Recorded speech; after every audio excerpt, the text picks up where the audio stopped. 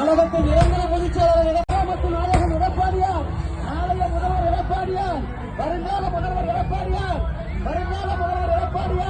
நாளைய முதல்வர் எடப்பாடியார், தமிழகத்தின் நிரந்தர பொதுச் செயலாளர் எடப்பாடியார், தமிழக